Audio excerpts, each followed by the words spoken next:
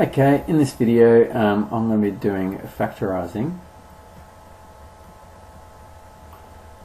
when a is not equal to 1 for ax squared plus bx plus c.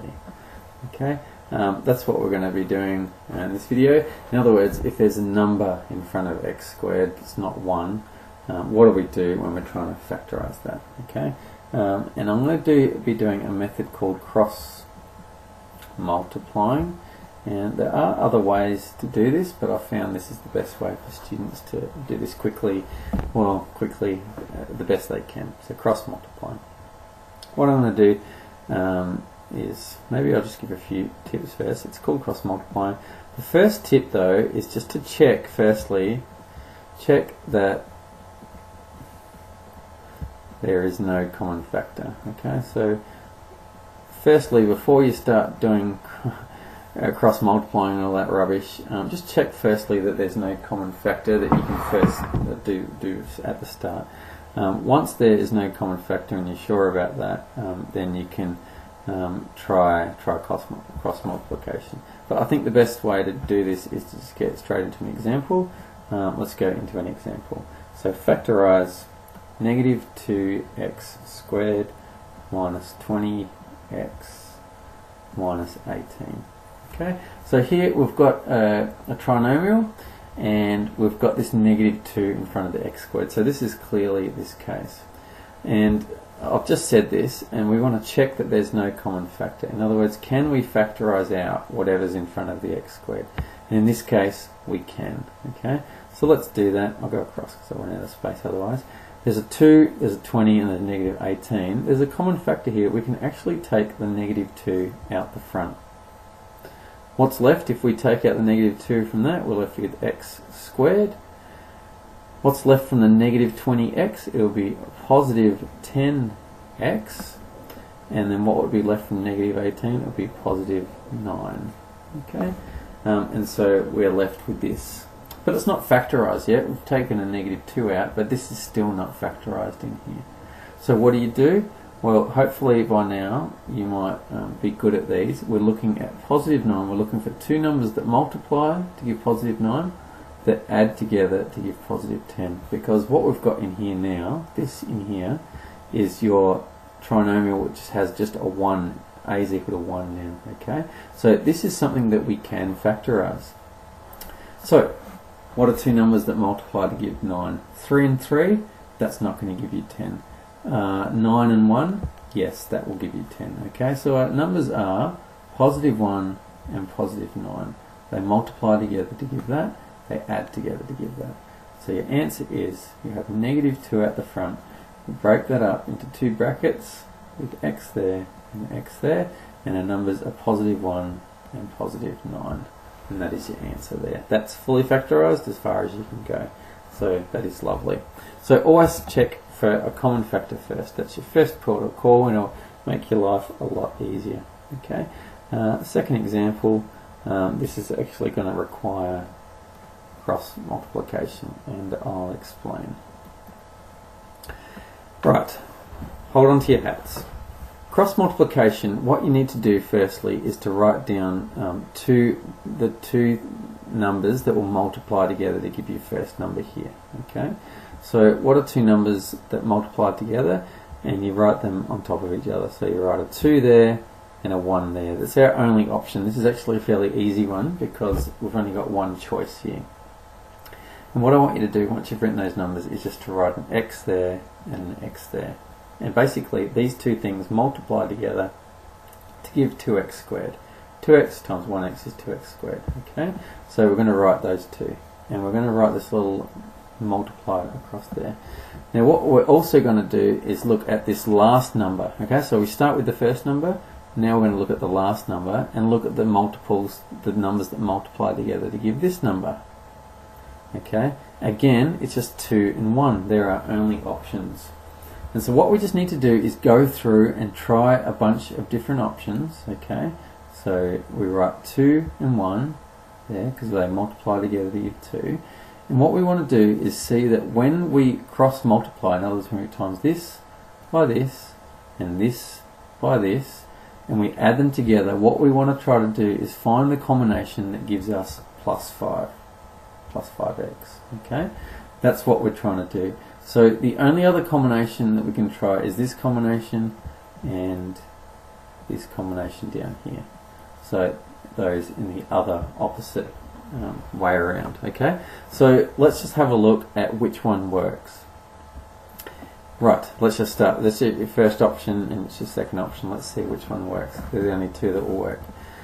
2x times 1 is 2x. 1x times 2 is also 2x. Okay, can you add or subtract or do anything with these to create positive 5x? Does that work? Is there any way we can do that?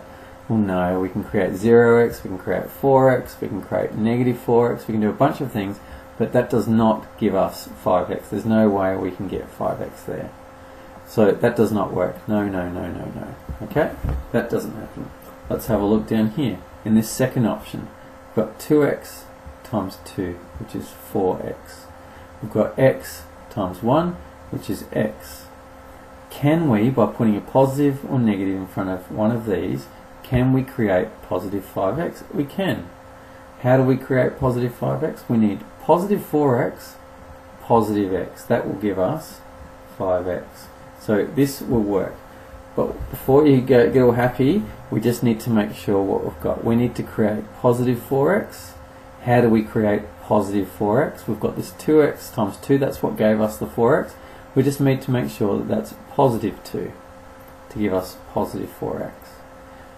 We also need positive x, and so we need to say here that's going to be positive 1 because we want to create positive x. Once you've got all these down, that is your factorization. All you do is write your two brackets and you write out the top line 2x plus 1, and you write out your bottom line x plus 2, and that is your answer. Okay, so just let me summarize. I'll change color pens so I can draw on crap. So here we go. We've got,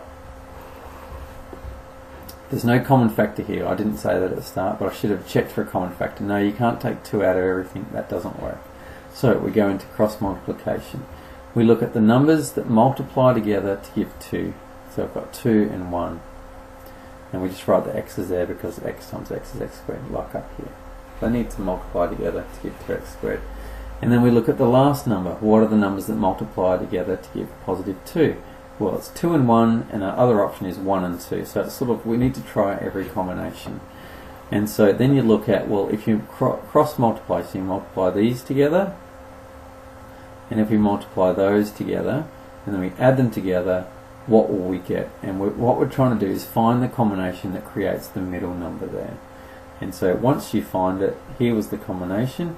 You need to just check, is it positive or negative? Okay, in this case they are both positive, and then you write down the answer. Pretty complicated, and sometimes it takes a lot of work to actually find the answer, but you get better at it the more practice, and you start knowing what to look for. Okay, I'll just do one more example of this because really at the end of the day it's just about doing some practice. 10x squared minus x minus 2. Firstly, look for a common factor. Is there a common factor? No, we can't take 10 out of everything. It doesn't work. We need to use cross multiplication. Okay, right, let's look at the factors of 10. What are the factors of 10? And I'm just going to, I'll just do it here, it doesn't matter. 10, let's do 10 and 1. So we're going to do 10 and 1, so it's going to be 10x and 1x like that. We'll do our cross multiplication. What are the factors of 2? Well, it's going to be 2 and 1. There'll also be the other way around. We'll have 10x, 1x, and there'll also be the other way around, 1 and 2. So let's just see if either of these work. What's 10x times 1? Well, that's 10x. What's 1x times 2? That's 2x. Can you put these two together to create negative 1x? No, that doesn't work. Okay, now let's look at this one. What's 10x times 2? 20x. What's 1x times 1? That's just x. Can you put those two together to create negative x? No, doesn't work either. Okay, shouldn't take up so much space, but I'll just delete that. But neither of those work because I just need to use that space. They'll run out. So the combination of 10x and 1x, that does not work. So let's move on to a different combination for this. Let's try 5x and 2x. 5x and 2x. Okay, and here we'll have 2 and 1, and we'll also have 5x, 2x, and we'll just try the other combination of 1 and 2. And let's see if this might work. And this just takes a bit of, and in fact this is all the different combinations that you could possibly try, because there's no other factors of 10. 5 and 2, yeah, that's all there is. So let's just check it. 5x times 1 is 5x, 2x times 2 is 4x. Now, can we create negative x from these two terms by putting a plus and minus? In fact, yes, we can. How would we create negative x? Well, we want the 5x because it's 1 bigger than 4x. We want that to be negative. So negative 5 plus 4 will give us negative 1x. And so that will work. There's our answer. Don't even need to try this one. So we need to create a negative 5x. So this here needs to be a negative 5x. The way I do that is by making that negative 1. We need to have a positive 4x, so 2x times 2 gives us our 4x, so that needs to be a positive 2. So our answer is, I'll just write it up here, put it in the 2 brackets, bang, bang, and we write our top line out, 5x plus 2, and we write our bottom line out, 2x minus 1. And so that's your answer. Remember, you're writing the top line and the bottom line. Don't do what some people do and write the cross multiplication in your answer. The answer is the top line and the bottom line. Hope that makes sense. Get practicing on them because it'll make more sense once you've had a go.